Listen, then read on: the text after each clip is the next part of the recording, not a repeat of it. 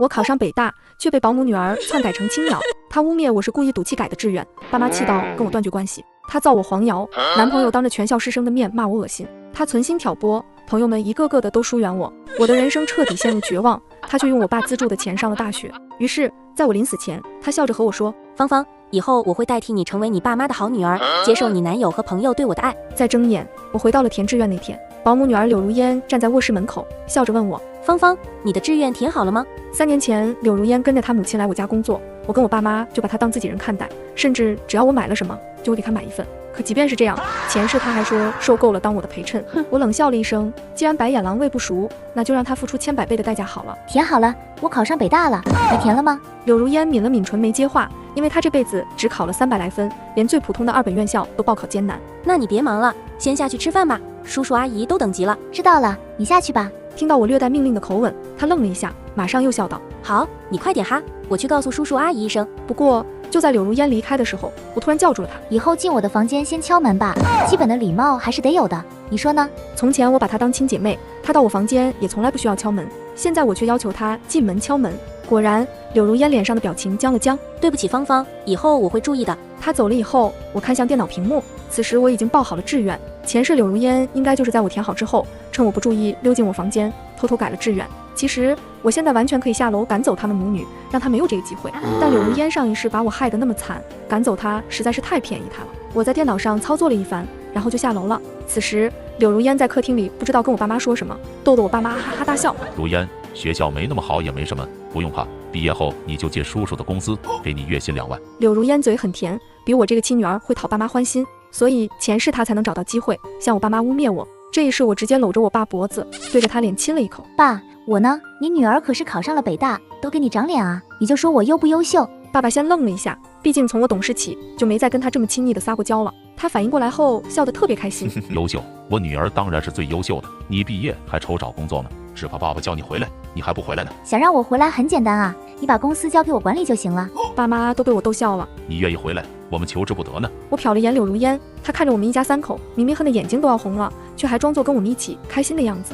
吃完饭我就准备出门了。放在从前，我肯定会带上柳如烟的，可今天我特意没叫她，毕竟她还有大事要干呀。我坐在咖啡馆的沙发里打游戏，忽然手机提示我的电脑被人打开了。我打开软件，第一眼就看到笔记本摄像头上柳如烟那张扭曲恶毒的脸。她聚精会神盯着电脑屏幕，5分钟后露出一个得逞的笑。我立刻给她打了个电话。柳如烟看到来电人是我，瞬间慌了，她逃一般的从我房间出去了。如烟，你在干嘛呢？怎么才接电话呀？没干什么，我刚刚在午睡。那你出来一起玩吗？我来例假了，不太舒服，你自己玩吧。哦，那行，那你接着睡吧。我在外头待到晚上才回家，此时的志愿填报系统已经关闭了。柳如烟看起来神清气爽。如烟，你看起来很开心哦，有什么好事？柳如烟捂嘴笑，不是啦，就是想到明天学校的毕业舞会，还挺期待的。对了，芳芳，我们明早去挑舞会的衣服吗？我今天跟文文已经挑好了，明早你自己去吧，我让司机送你。啊，你已经挑好了？对啊，我中午喊你去，你又不去。我没有理他，打着哈欠回到卧室。柳如烟当了3年蛀虫当习惯了，因为曾经的我特别照顾她的自尊心，还会贴心带着她一起挑礼服、挑鞋子、挑首饰，最后再替她结账。前世柳如烟就是在我的帮助下，在舞会上吸引了所有人的目光。也就是那次，她跟我男朋友李健背着我在天台鬼混。想到李健，我心里一片寒意。高考完，他向我表白，我俩才在一起，但柳如烟却背着我跟李健勾搭上了。最可恨的是，明明他们才是一对渣男贱女，2个人却把脏水泼向我，让我在全校师生面前抬不起头。想着，我给我的散打教练打了个电话：“辉哥，明天我有事儿，请你帮忙。你要发财了，当你刷到这条视频，不管是天意还是如意，都说明你的好运就要来了。在评论区留下事事顺利，在这1年里，你将会财源滚滚，好运不断。”舞会在傍晚，我故意在床上赖到中午才起，看到李健给我发消息，问我今天几点去学校，最后又不经意地问我柳如烟会不会一起。我冷笑一声，告诉他我俩都会去的。看到我终于下楼，柳如烟噌的一下从沙发上起来：“芳芳，咱俩还是一起吧，你眼光好，我的礼服还有妆造需要你帮我长长眼。”长眼是假，让我掏钱才是真。我没拒绝，让司机带着我俩一起出发了。到了礼服馆，我给柳如烟搭配了小10万的衣服。柳如烟喜滋滋地说：“芳芳，还是你眼光好。”我没理他，而是让他快去换衣服，然后趁着他去试衣间的空当找了个理由走了。半个小时后，柳如烟给我打来了电话：“芳芳，你什么时候回来呀？你挑好了吗？”我嗓音淡淡的：“我现在还在路上堵着，要不咱们还是直接学校见吧。”听到我不回来，柳如烟急了：“可是衣服……看我这脑子，忘了先给你结账了，这样你先刷你的卡吧，我这会儿是真过不去了。柳如烟以为我不知道，这几年我爸妈送她的贵重礼物，她都偷偷转手卖了，以她的小金库付个10万，简简单单。而且既然她花我家的钱不心疼，那就花自己的钱吧。晚上，柳如烟坐着我家的车，准时出现在会场，跟前世一样，她出场就吸引了所有人的目光，李健眼睛都看直了。此时，柳如烟还沉浸在众人的称赞里，差点迷失了自我，整晚像个花蝴蝶一样满场子乱飞。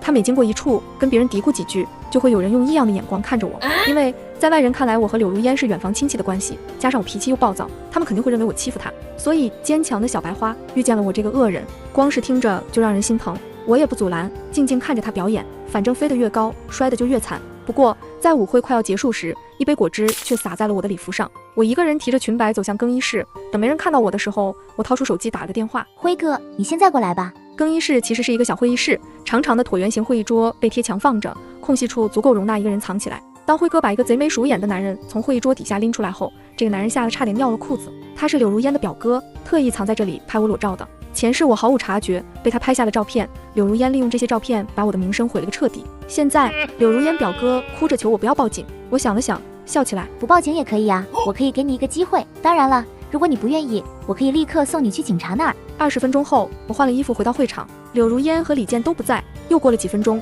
主持人说马上要开始最后的抽奖环节，柳如烟才不急不忙地回来了。看着她两颊酡红，我佯装好奇地问她：“你去哪儿了？”柳如烟站我身边，眼神得意又嚣张。没去哪里呀，就是会场里太闷了，我出去透透气。而这次抽奖方式和前世一样，是在大屏幕上循环滚动所有人的照片，最终选中的人会播放相应的头像。但前世的时候，大屏幕上出现的不是头像，而是我的照片。照片里的我几近全裸，柳如烟表哥特意在某些角度露出他的手，让别人看起来我像是在更衣室跟一个男人胡搞。这时一等奖抽完了，李健才姗姗来迟。柳如烟含羞带臊地跟他对视了一眼后，就兴奋地盯着大屏幕。前世的我还以为他是太在意特等奖，这一时看他明明是兴奋的，因为他以为我的照片会出现在大屏幕里，到时候我就会如他所愿身败名裂。就在会场所有人注视着屏幕，大家齐声倒计后，欢呼声并没有出现，取而代之的是一片死寂。因为照片里是一个女生跪在男生面前，而男生背靠墙壁，帅气的面庞上露出极度享受的神情，即使光线昏暗，也不影响大家认出照片里的主人公是柳如烟和李健。他们更没有想到，一向纯真可爱的柳如烟会这么放荡。此时柳如烟和李健也彻底傻了，还是老师和主持人反应过来，关掉了大屏幕，众人这才反应过来，却也犹如巨石砸进湖面，现场瞬间炸开了。这是啥呀？这是柳如烟和教草，太劲爆了吧！真看不出来，柳如烟平时那么女神，私底下玩的这么开。